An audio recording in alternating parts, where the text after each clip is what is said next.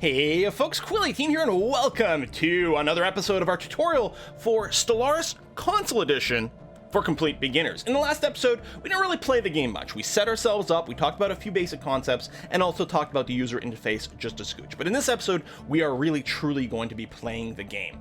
So we've got our galaxy view over here. If we go and take a look at our own little neighborhood in the galaxy, we've got our star system Adani, and if we punch down on the right stick, we can take a look at the star system in here. And we're going to want to start doing things. We are going to be managing our homeworld at Adnor in just a moment, but we're going to start by moving our ships around, actually. So over in the outliner, we've got a few different ships. We've got a military fleet. We're going to ignore the military fleet for a second. We're going to look at the civilian ships. Now, if we select any ship, whether it's military or civilian, let's say we select the science ship over here. We do that by hitting A. It now opens a window for this ship. We've got the ability to use our bumpers to cycle through a few different categories here, but we don't really need to do that. If you look at the bottom of this window, you can see some buttons highlighted. A for order, B for back, X for chain order, and left stick, push down on the left stick to look at. If we hit B, all we're doing is closing this window. We're back on the outliner over here. Okay, if we select the science ship again, we've got A for order. If I go and move my cursor over here, there we go. I've now ordered my science ship to move over here. The game is still paused, so nothing's going to happen, but we have now told the ship to move there. If we were to unpause the game, the ship would start moving. I don't want to unpause it right now because we might get various pop-ups and things, so I'm going to hold off. I can go and change the order as often as I want. That's totally okay. If we look at X for chain order, what we can do is we can queue up a whole bunch of moves. Get it to move around in sort of a zigzag and then circle around and just have a whole bunch of fun. Not a very useful set of commands, but we can do that. If I use A to order, then it's just going to do that once more. Just telling your ships to move around isn't usually very helpful. Instead, with our science ship, what we're going to do is we're going to look at our moon over here. So we've got Adnor. This is my planet. But Adnor has a moon that we've called Turdaga, apparently. We are going to send our science ship to survey this moon. I'm going to click on the moon instead with the A button, and now I get a little pop-up menu. I can tell our science ship to survey this moon, to survey the entire system, or to simply enter orbit around the moon. I'm going to tell it to survey this moon. Boom. So now the science ship's going to come over here and it's going to scan it. So let me go ahead. I'm going to hit B to close this window. I don't need to have it open anymore. I'm going to go ahead now and hit Y to unpause the game. And what we're going to do is we're going to see our science ship. There you go. It's starting to turn and starting to motor around. And there we go. It's going to get within range of the moon and start to scan it. And then when it's done, you can see the progress in the outliner over on the right as well. There you go. I'm just going to hit Y again to pause the game once more. So we have now scanned the moon. If I zoom out a little bit, you can see the name of the moon is no longer showing up because we've dealt with it. There's nothing exciting. I mean, it's still there, right? I can still, you know, if I hold on, pop out of the outliner mode, I can still point at this thing. I still get a pop-up. It's Turdaga. It's a barren world. If I click on it with the A button, I can get some information. So here it is. Turdaga, a barren and rocky world with a thin or non-existent atmosphere. The surface is covered in meteor impact craters and completely devoid of life. It's very much like our real-life moon. Not a very exciting place. It's actually got a habitability rating of 0%. Our people would not like to live here at all. In fact, as is, they can't live here. Later on, we might be able to change that, though, in particular when we discover terraforming technology. But that's later in the game. So, the moon is still there, but there's nothing exciting. There may be other exciting things in our solar system. What I'm going to do is I'm going to pick our science ship again. And if I want, I can just select it by pointing at it and clicking A. Usually, I will use the outliner because it just tends to be a little easier, but you can select it here. What I'm going to do is I'm going to go to get it to check out this planet over here, Tentramoda. So I'm going to click A on the planet, and now this time I'm going to say Survey System. And what it's going to do, there you go, you can see it actually queues up a visit to every single unexplored or unsurveyed body in this solar system. It's going to do each one at a time until the entire solar system is scanned. Hey, that's great. So I'm going to hit B to close this view and make it, you know, stay busy, do that. We don't have anything we need to do with the construction ship or the military ships right now, so we're going to ignore those. Instead, we're going to take a look at our planet. So we've got our homeworld. We can look at our homeworld a few different ways. I can see it this way and then click A, either on the planet or the name tag. I can also, from the outliner, if I hit the right D-pad button, go over to our planet and then hit A, we can select it that way. The other thing you can do, let's say our view's over here, with the planet highlighted in the outliner, if I push down on the left stick, There we go. Sorry, I have to hold it. I just realized. Let me try this again. If I hold down the left stick, there we go. It'll move the camera over to the planet. This also works if we are outside the solar system. So let's say I'm way over here, right? I go to the planet view. I hold down on the left stick. First, what it's going to do is going to zoom me to the solar system. If I hit the button again, then it's going to bring us into the solar system over there to take a look. If you want to be able to do that sort of thing, you've got it. But mostly what I'm going to do, usually I don't need to look at the planet. All I want to do is I want to select it from the outliner and hit A. And then we've got our planet view. So whereas our little moon wasn't a very exciting screen, this one's got a lot going on. The very first tab, this is the planet information here. And it tells us about the planet. It's an alpine world. If we select planet modifiers, we can see over on the right, oh, it's our capital world. Well, of course, it makes sense. It's our first world. It's a capital world.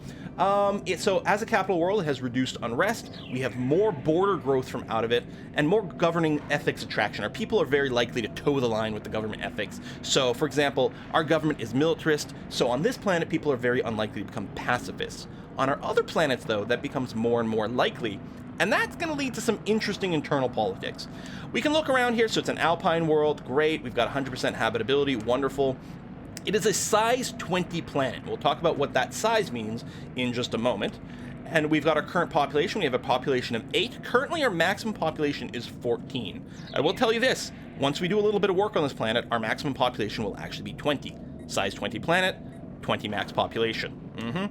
Here's our unrest. Here's how much food we're making. This is actually our food surplus. Positive food, leftover food means we're going to grow. If we run short on food, then we're probably going to shrink. And then down below that, we've got a list of the resources that we've got on this planet and what we're currently producing. We've got some edicts we can run here if we spend influence. We'll talk more about that later on. And we can see the leader of our planet. We don't need to change this, but this is our governor. This is our governor, Roderick Den Adasga, is the governor of our planet, and he's doing some stuff for us. Sure, fine.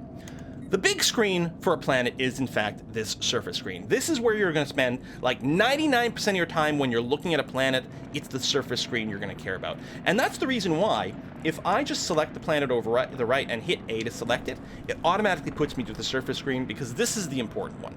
So over on this left section where I'm moving my cursor around, these are referred to as your planet tiles. Depending on the size of your planet, and remember our planet is size 20, that's how many tiles you're going to have. So we have 20 tiles over here. You can see the shape of this, if you count, it's 5 rows, 5 columns. The maximum size a planet can be is 25. A size 20 planet is actually really good. Really, really very good. And each one of these tiles can have a building on it, and each one of these tiles can also have a population unit, one member of a species. Right now, we only have one species. We have our little cat people here, the Raltec, but later on, we might have some others. So, if we look at a tile, so I'm looking at this one that I've got selected here on the top row, we can find out a few things about it. So, the terrain details. This is an alpine terrain. It says elevated terrain covered in snow and ice, and it produces 2 energy. That little lightning bolt symbol, that is energy, and energy is basically money in Stellaris. In addition to that, this tile has a building on it. It has a power plant. This power plant produces 3 energy, which is why if you look at the tile in the tile view on the left here, it says this is a 5 energy tile. As long as someone is working it, and someone is, we have what's called pop details over here in the middle bottom, or the bottom of the middle column, I should say. It says pop details.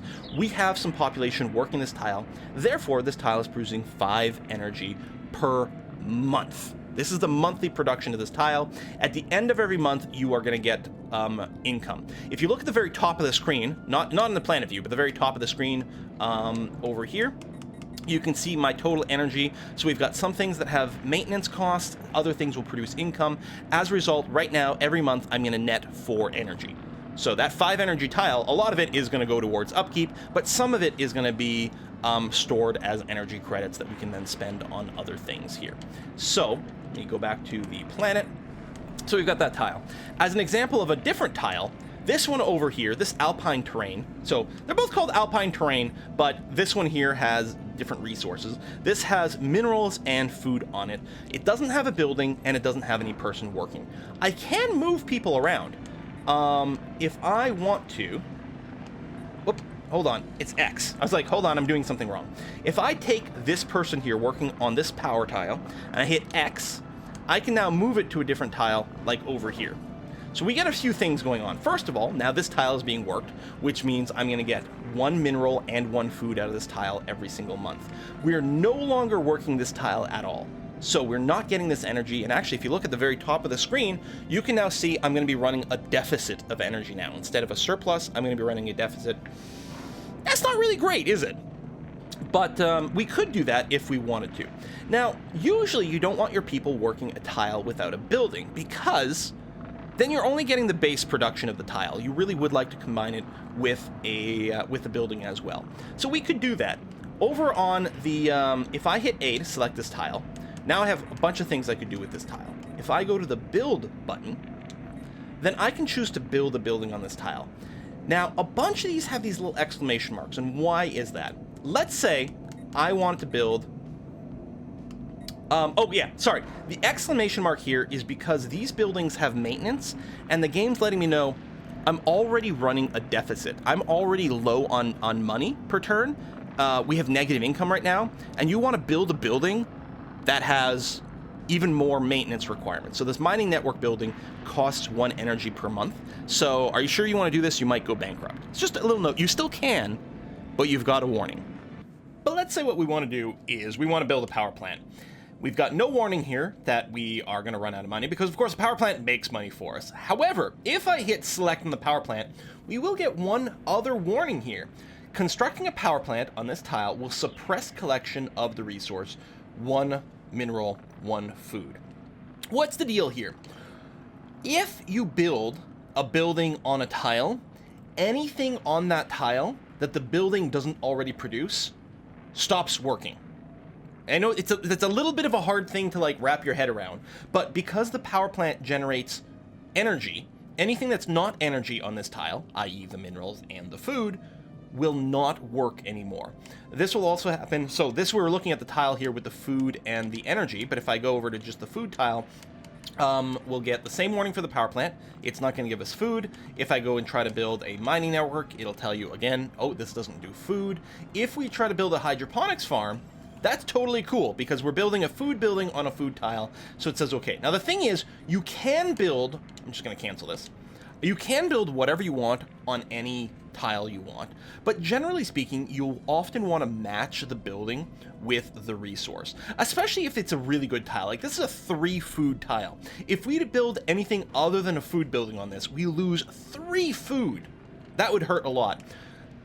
Losing 1 food isn't the end of the world. So if we decide we really want energy or we really want maybe science, it's probably going to be okay to sacrifice a food for that.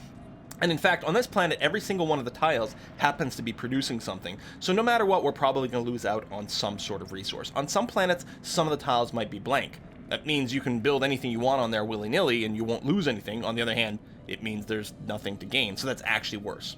So getting back to our tile here with the minerals and food, if we want to produce or retain what is being produced on that, we're going to want to build something. If we could build something that produced both food and minerals, that would be great, except no such building exists. So ultimately, our best bet is either to build a hydroponics farm or a mining network, because at least we get to save something. Early on, more minerals is quite nice. What we probably want to do is build a mining network. So a mining network produces 2 minerals at this building. So if I build it here, you'll see here, it tells me I'm only going to lose out on the food. It no longer tells me that I'm going to lose out on the mineral part of this, because the mineral part will stay. So we'll get that building. That's going to be fine. Note that our old tile here, the power plant building, has got this red sort of, I don't know, like icon in the bottom right corner. This is to let you know we have a building here. Like, we've gone through all the trouble of building a building. Well, technically we started with it, but a building is here and no one is working this tile. This is really not a great idea. Like, you've invested in a building, but no one's actually working it. That's pretty crummy. So what I'm going to do is I'm going to go back to my population over here. I'm going to hit X to move my population, and I'm just going to move it back to the energy icon, or the energy building over here. So it's going to keep working that, keep making us money. And then once this building gets completed, then we, some things might start to happen. We'll move some people around at that point. Our population will grow. On a planet, as you unpause the game and let time go, new units of population will start to show up, so you'll be able to fill more and more of your planet and work more of these tiles. Now, you'll see that some of these tiles have got this yellow hazard icon around it. What's the deal? Well, what's going on here is there is something called a tile blocker here. There is something on this tile that prevents you from working it. We have, if I go and try to move this population, and I try to move it here, it's not going to let me do it. I cannot place this population on this tile. We can only work this tile once we clear the blocker. So we've got sprawling slums, and over here we have industrial wasteland. We've got more industrial wasteland and some more over here. Depending on what planet you will have different types of blockers kicking around. So to clear these blockers, we're going to have to spend a little bit of energy and a little bit of minerals. Different blockers might have different costs. It's still going to take 90 days to clear that away. So let's go ahead and perhaps clear out the sprawling slum over here. So I'm just going to hit clear. So we now have a queue. You see how it says number 1 over there? Let's queue up another blocker clear, number 2. So right now, we are currently building this mining network. And then the next thing in the queue is this thing over here. So like you're working on one, and this is the first thing in line. It's the next thing in line is this thing at number 1 and then number 2. So you can queue up a bunch of buildings, a bunch of tile clearing. You can do all those things, and they'll do one at a time. You pay for it now, and then it'll get queued up and eventually finished later on. So we're going to go ahead and leave that there. Let's take a look at the next tab over here, the spaceport. This is a spaceport that's in orbit around the planet. We can actually see that if I go to my planet here, and actually hit, there we go, the correct button. So this is our planet, and then we have a spaceport in orbit around that, which is right here, the Aldenor spaceport. This is sort of connected to the planet, but not every planet may have a spaceport. We built a spaceport on this planet, so we've got one. Well, we didn't build it, we started the game with it. And spaceports can build ships. So a corvette, this is one of our military ships. This is the smallest type of military ship we can have. And then we can build construction ships, science ships. We can upgrade the spaceport to the next level, and we can build colony ships. Now, all these things have costs. You can see here it costs minerals. We only have 65 minerals right now because I've spent it on buildings, so I can't do any of these at this time. It's grayed out. I could start a corvette, but I'm not going to. These ships, like your corvettes, your military ships, you can actually design these yourself. You can choose what components are on there, and we'll be looking at that in upcoming episode. If I go ahead and move to the right, you can see these spaceport modules as well. Spaceports can have different modules installed. So this spaceport has a laser defense module installed. It has room for another module here, but we don't actually have the technology for anything else. So there's nothing, we have an open module slot for the spaceport, but there's nothing I can do with it right now. We get notified that we've got some orbiting fleets. That's cool. If we tab over to the next thing, this is armies. We don't need armies right now, but armies are what are used for planetary invasions. And you can have defensive armies. They can't move. Defensive armies stay on a planet, and all they do is they protect the planet against invading forces. But you can also have assault armies, and assault armies can be used to assault other planets, and we'll take a look at that in the future. And then finally, we've got the combat screen over here, where we can take a look at any combat that might be going around the planet, including any bombardment of the planet from orbit that might be going on. That's a much later thing. Let's go ahead and close this, and what we're going to do is we're going to take care of one very, very, very important thing that we're going to want to do before we truly unpause the game, and that is our technology. We've got, at the bottom of the screen, we've got these notices going on here. The bottom of the screen is for notifications of things that you really should deal with. There's some outstanding job that has to be dealt with, and here we're being notified that we're not doing any research currently. We can assign research from this menu down here by selecting one of these. It'll open the research screen. Or if I go ahead and close this, we can also access research from the left side of the screen. If we move up here to the flasks icon, we can open the technology screen, so the same way. And finally, we can actually do it from the top menu as well, because there's your physics research over here, physics, society, and engineering. If we click on this, it also opens up the research screen. There are multiple tabs here. This shows us what we've already researched. So this is the technology we start the game with, any strategic resources we might have access to, but also our current research. So at any given time, you will be researching 3 things. You will be researching something in physics, researching something in society, and researching something in engineering. You will have a scientist working each one of these things as well. What scientists you have will be sort of random at the start of the game. You can recruit new scientists as well and change that around. We'll be looking at leaders and things in an upcoming video. But right now, what we want to do is we want to select some research, because we're not researching anything right now, and that's terrible. So we're going to go and hit the select research button for physics. And then what's going to happen is we're going to get a choice of what to research. By default, you will see 3 different technologies available. You can have racial traits as well as other things happen, which will give you more and more and more options. You will only be able to research one of these right now. After you finish your research, you will get 3 new random researches to pick from. That means, let's say we research field modulation right now, which unlocks the power plant level 2. That means that we are not going to be researching the physics lab building. And after we finish researching field modulation, we will see 3 new random techs show up. The quantum theory for physics lab may or may not be in that list. However, if let's say it's not on the list and then we research something else, again, 3 new random techs, at some point you'll see quantum theory again. So it's not all lost. If you don't research something now, you'll get another opportunity to research later on. Some researches, some technologies do require that you've researched something else first. Most games you would refer to as something like a technology tree or something like that, because it's sort of linear and maybe branches out. That's not really the case in Stellaris, although sometimes you will see prerequisites. You can't get to a certain technology until another one is researched first. Early on, I really like researching stuff that gives you more energy. It's quite easy to, it's quite easy apparently for me to disconnect my controller accidentally. It's quite easy in the early game to actually start running a money deficit, because most buildings that you build have maintenance. Most orbital things, most spaceships, a lot of different things in the game will have maintenance, and it's easy to run low on money. So researching field modulation here is quite nice. First of all, just researching it by itself gives you more energy storage capacity, which isn't terribly important. What does that mean? If I go to the top menu over here and I look at energy, you can see we currently have 25 energy credits, and you can see it's of a maximum of 5,000. 5,000 energy is the most we can bank. If you hit 5,000, anything else that you would gain would just get lost, so you really want to start spending it. And the same is true with minerals. There's a bank cap, a maximum of 5,000. Food has a maximum of 200 currently.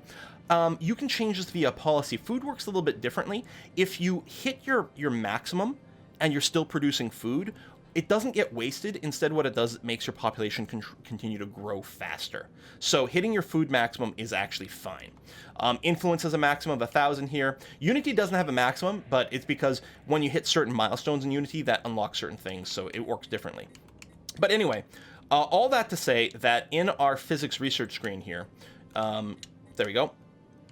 Oh, for field modulation, which we are researching, it increases the storage capacity by 2,000, so we can save more energy.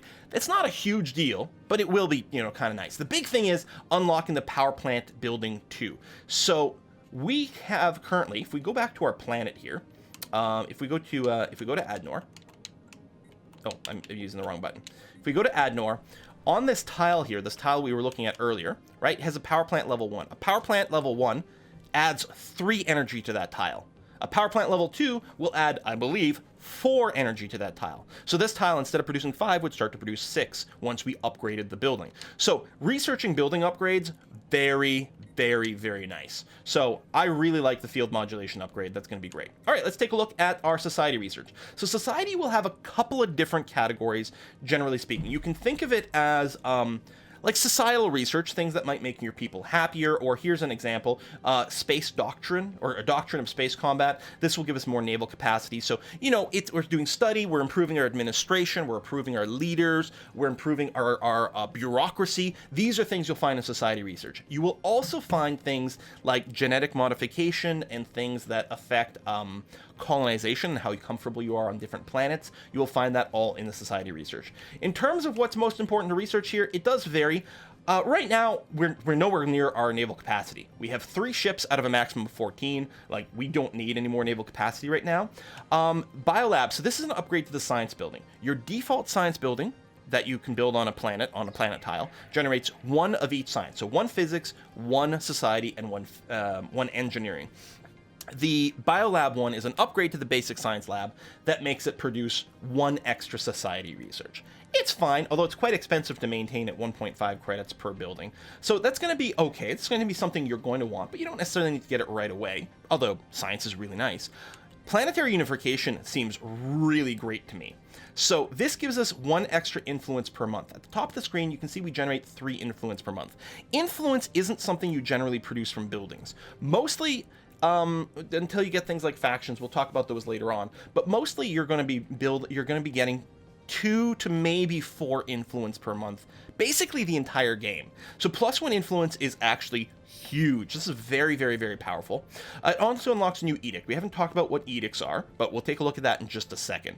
So this gives us access to another edict, which is always nice. And you see that little icon in the bottom right corner there that's got the key, the sort of the padlock on what looks like a set of blueprints. This is something that is a prerequisite for other technologies, and there's noted that on the right. It says administrative path on the bottom right. This technology will lead to further advancements in capital buildings and influence gain. Upgraded planetary capitals are required for high-level buildings. So this technology is a prerequisite for other technologies, so it seems like a really good thing to grab. And trust me, you will love having the extra influence. So I'm going to research that. Now, you will not have the same technology options as me. This is random.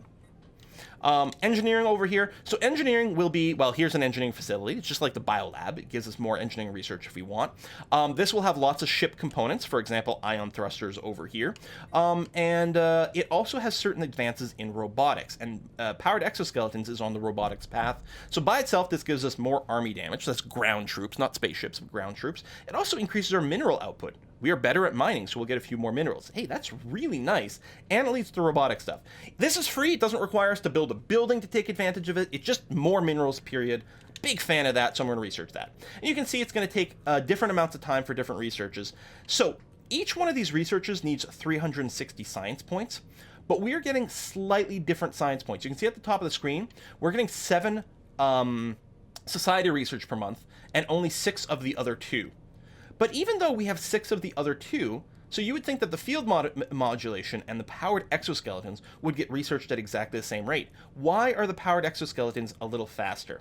Well, that's because our scientist over there, Baram Den Pirian, he actually has a trait that makes him slightly faster at research. We will look at leaders and their traits in an upcoming video, but I just wanted to explain why that might be slightly different. We have to wrap up this video, but I was just talking about edicts, so I would like to address that right now. Over in the left-hand menu over here, if we go over to I think the government screen, nope. I'm wrong. Where are the edicts? It's not contacts. It's not situation log. It's not technology. It's not cosmology. Oh, society. Sorry, I get confused because it's in a slightly different place than on the PC version, which is what I more typically play. Over here on the society screen, we've got a few different things. We've got traditions. These are really powerful. These are things we will unlock with Unity. Unity is one of those resources up at the top of the screen. Unity will unlock traditions. We'll look at those in a later video once we get some more actual Unity. Then we've got the policies screen. Policies let us choose certain policies that affect how our government runs. Depending on certain things that are going on in your empire, new policies might present themselves. And all the policies are multiple choices. So for example, for war, what's our war policy? Well, by default here, we're allowed unrestricted war. We can declare war on anyone we want for any reason. We could also limit ourselves to only liberation wars. So we're only allowed to wars of aggression. We're allowed to start wars, but we can only use our conquest war goals against previously owned planets. So if someone takes land from us or something like that, then we can declare war against them to take it back. And then there's finally this one here, only lets us, we can only fight defensive wars. We can never start a war at all. You might think, why would I ever want to do that? Well, usually you don't want to do this. You'd love to keep yourself as many options. But if you'd set up your government to be an extreme pacifist government, you may not be allowed to start any wars by default. Your pacifist populations require that you can only fight defensive wars. And so that's why your government policies can be very important and influential. Food stockpiling over here, this is how much food you store up. Right now, we looked at the maximum number of things you can store for different things, and by default, you can store up to 200 food, and then anything above that gets used for additional growth. You can change how much you can store up. When your empire gets bigger, you might want to store more food, just in case you run into a shortfall for a while. You want to make sure you have enough banks so that your people don't start to starve. Orbital bombardment policies, how aggressive can you bombard a planet from orbit to try to weaken it? Resettlement, are you allowed to move people between planets? Right now, with our government setup, we are currently prohibited. We cannot forcibly move people from one planet to another. They may migrate from one to another on their own, though. First contact protocol, when we run into an alien race we've never met before, are our ships going to be aggressive or peaceful? Because we're warlike, it defaulted to aggressive. So we will go ahead and open fire on anyone we meet right away, up until we've actually initiated contact with them. That's interesting. I don't know if that's a good idea, but it's there. Whether or not slavery is allowed in our empire. Currently, it's prohibited. Actually, we are not allowed to enable slavery here, and it's because we don't have the right government. We need to either be somewhat authoritarian or somewhat xenophobic for us to allow slavery of other species. And then finally, are we allowed to purge other species? And we are not currently. Anyway, those are policies, and then there's edicts over here. So edicts, depending on how they go, some of them, they cost different amounts of influence per month. So for example, we could have a physics research grant over here. If we were willing to spend 0.9 influence per month, we have a slight discount because of our current leader. Our current leader, normally would be 1 influence per month, but our leader is giving us a discount. So we could do physics research grants. If we did, we'd get a slight penalty to research speed of engineering and society, but we get a big boost to research in physics. And in fact, overall we'd gain, because we'd be getting a total of minus 20 research versus a plus 30. So in the end, we would be doing more overall research by running these grants over here. But it would cost us influence per month. So I'm not going to run this right now, because one of the most powerful things you can do with influence is take over other star systems. Influence is one of the things you need to spend to colonize other systems, either by literally colonizing a planet or by building an outpost out there. So early on, you'll really want to spend most of your influence on colonization and expansion rather than running those edicts. But it is something that is technically possible, technically an option. Okay, so we're going to wrap this up here. What I'm going to do in the next episode, we're going to unpause, we're going to play the game quite a bit and respond to some things that are happening. I'll probably let the game advance a little bit more between this video and the next one, so that we can take a look at what we might want to do with the construction ship, as well as what we might want to do with our military ships. Thank you very much for watching, folks. I'll see you guys next time.